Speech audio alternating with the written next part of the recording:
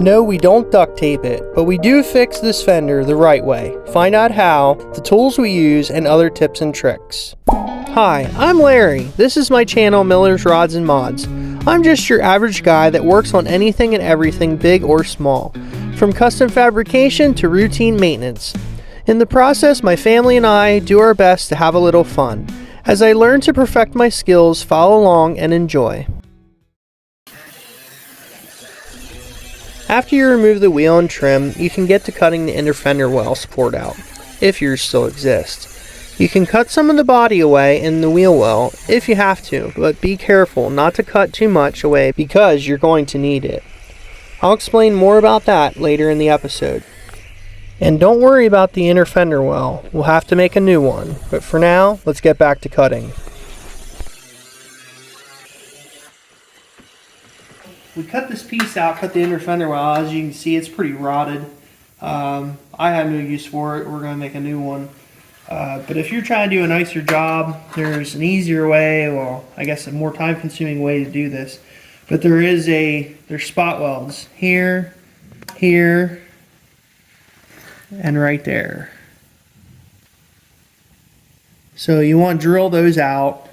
And there's probably more, but we don't have the rest of that fender left over. But they go the whole way around the inner fender well. So you want to drill those out. If your inner fender well looks pretty good, you can do that. Mine, obviously, I need to replace, so there was no point in, taking my time to get that out. So we just cut the hell out of it and move on. All right, so you got your replacement panel here, and once you get all that other stuff off, you want to try and size it up. You want to see how it fits in the hole, like that. So we don't need, the rust that we have, we don't need to go up this high, otherwise it's pull this piece of trim off. So what I'm going to do is I'm going to measure from the bottom up to about here, and whatever that is, I'm going to scribe a line across this panel, and then that way I can cut that excess off. Yeah, so it looks like 11.5 inches is pretty good.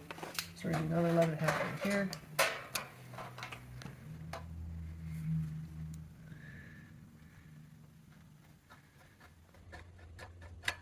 I think it might have been an old screwdriver or something, and I put a point on it, and I just use that. It's a lot easier it's a little more accurate than a marker. Some guys can do it with a marker, and it actually works really, really well. I like the scribe line, so whatever you prefer. Marker, scribe, whatever.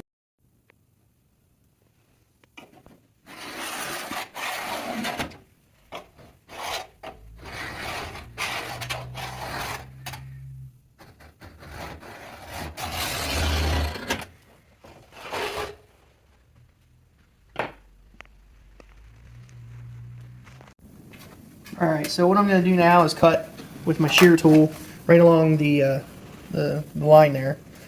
And these are really good tools to have. If you don't, you can obviously do it with tin snips. But if you're going to be doing sheet metal work, you're better off getting something like this.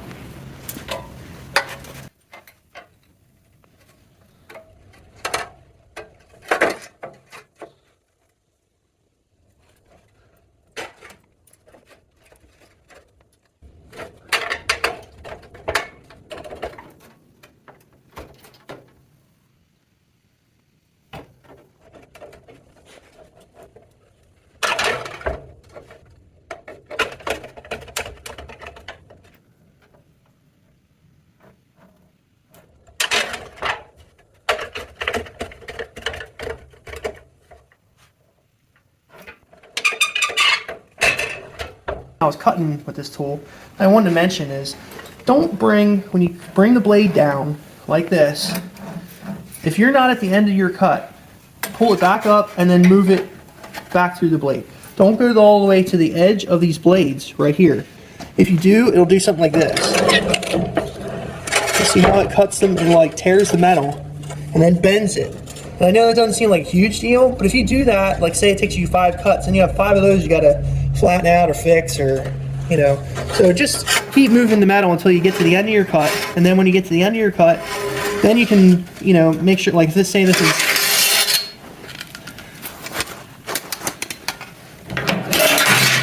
so if this is the end of your cut like that, then cut it clear off.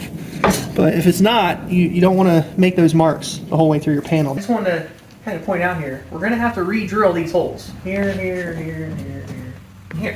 these 6 holes. They are 11/32 holes. So what we're going to do is we're going to take the replacement panel, we're going to put it up here, and we're going to cleco it. And I'll show you what they are in a minute. And hold it in place, and then try and drill these from the backside if we can. It just makes it a lot easier, a lot faster. I'm going to take this panel, I'm going to sit it up here, try to get it, where it fits pretty good. So about like that. And then what you're going to do is take these clips and you put them on here like that. Put some on here like this. Now that should hold it in pretty good shape until you go and you drill your holes for your clecos. You can also measure, if you don't think the panel's right, you can roughly measure it from this body line down and then this body line down. That should get you pretty square. That's 3 corners. All right.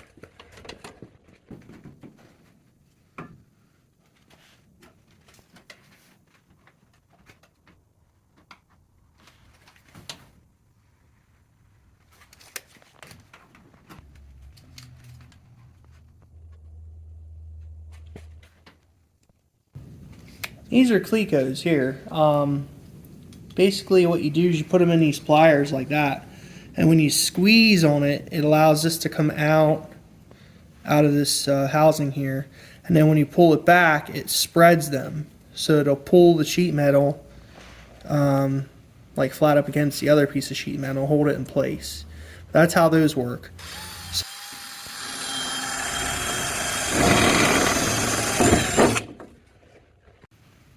These clecos here, you want to drill a hole, put a cleco in, and then go to the next hole, drill, and put a cleco in. You don't want to drill a hole, then drill a hole, then drill a hole, then drill a hole. If you do that, the panel's likely to move, and then your hole's going to be off your clecos. So just drill one hole, put a cleco in, go to the next hole, drill a hole, put a cleco in, and then go to your next one. Alright, so you take your cleco, you squeeze the handle, and then you stick the metal rod in there, and you let go. Now the rest of this panel, you probably only need like 4 clecos to hold this in place where you need it. But we're going to put one here, one down here, and one over here. The main thing we're trying to do here is we're holding it in place so we can drill those holes for the trim. And then also we're going to scribe along this panel so we know exactly where to cut it, so that we can just slide this in place and then hold it and tack weld it. If you don't have clecos like that, you can also use like screws. That also gets the job done, but it's just a little more of a pain. It takes more time to get them in and out, but whatever you have is what you have. So.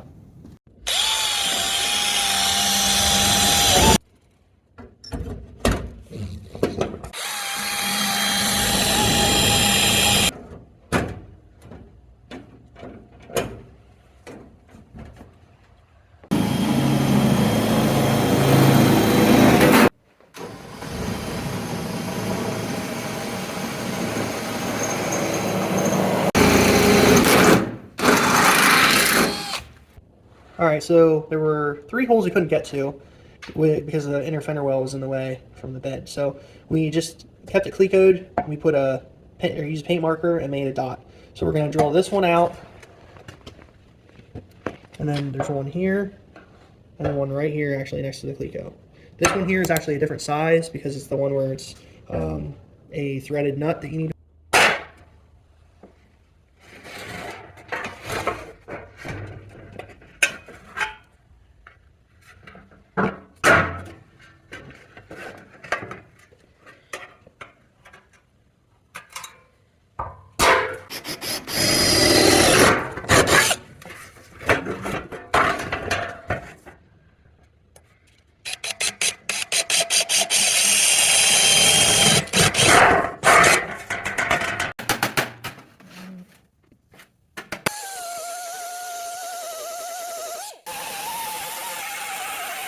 So this panel here, we put the clecos back on. We clean the edge here. Everywhere we're going to weld, you want to clean the paint off, front and back.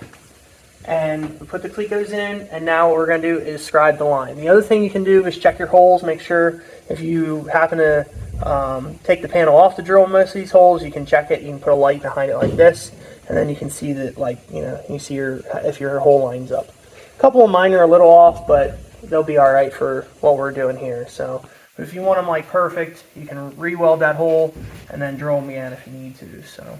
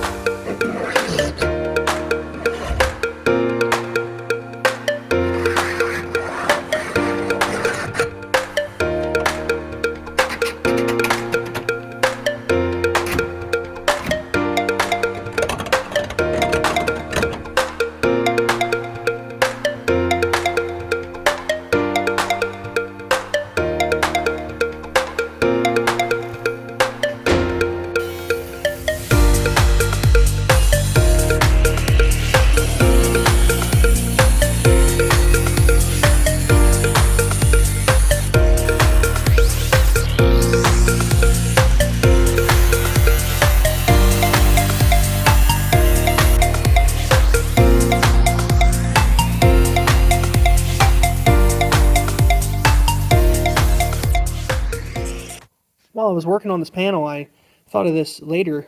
You can actually cut this panel out and then re-cleco it to your new panel, your existing panel, and then drill your holes. And make it a lot easier to line everything up and make sure that they're, right where they need to be. That way it's not like you don't have any mess ups. And these tools from Eastwood, they're a nice tool to help you with your panel and keep it in place while you're working on it, lining it up, or even welding it. Basically how they work is this part right here goes behind your panel, and then the other one goes on top, and then you'd have your other replacement panel going in like this, and then you tighten this down, and it'll line the panels together so that they're pretty close for welding, and it also keeps it from falling while you're trying to line the other sides up. So, but that's just one tool I like to use. Here you can see these clamps that I was showing you earlier, that they hold the panel in place while you're trying to line everything up and make sure that it's trimmed just right. We got this panel fitting really nice now. All the seams are really close. I got my little clamps from Eastwood holding it in place, and then of course like a spring clamp here. But I mean it's almost flawless. And that's what you want when you're trying to put a panel in like this. You want the gaps as close as possible. It makes it a heck of a lot easier to weld everything up. So.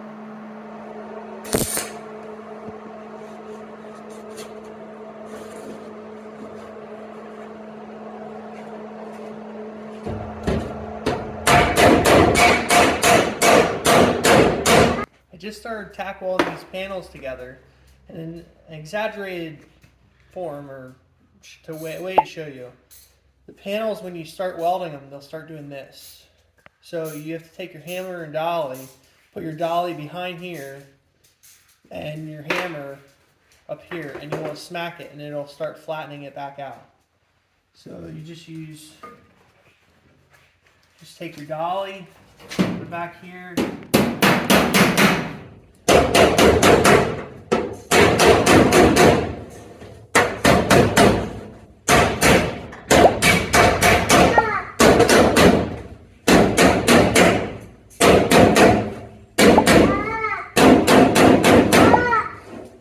You'll have to do that as you're going along, otherwise the panel's going to be a complete mess when you're done. So you want to just do a couple tacks and then hammer and dolly. A couple tacks, hammer and dolly.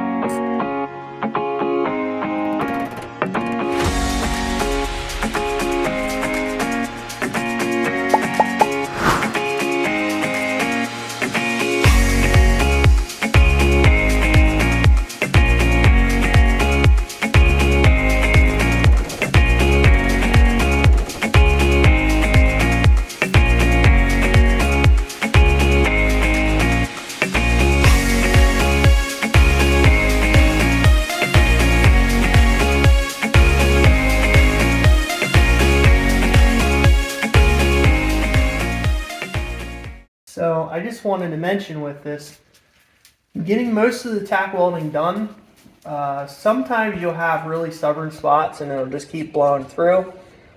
If you clean the front and back really well, make sure it's bare metal, it'll really help out. But sometimes you're still going to run into troubles. So like I have some holes here that it just melted the corners away, And I might be able to get away with that, trying to tack it from side to side, working, you know, the gun back and forth. But if you don't, you can take a piece of either copper or aluminum, because copper and aluminum do not weld to steel. And you can put it behind this, the other side, like that, and it'll fill that hole. And then when you weld, it won't allow the wire to shoot through. And then it should, you know, melt into the existing sheet metal here. So that's one trick you can do. It's better to get this panel lined up closer, but sometimes if you grind a little too much sheet metal away when you're trying to clean it, you know, that'll happen. If there's any kind of rust or imperfection back here, it can blow out. So that's one way to, you know, fix that remedy or fix that issue when you're going along. But we're getting pretty close. We have to go up here and along here to finish it. This stuff's pretty close. There's more sheet metal work, of course, to do. You know, hammer and dolly to get it right. But we're getting there.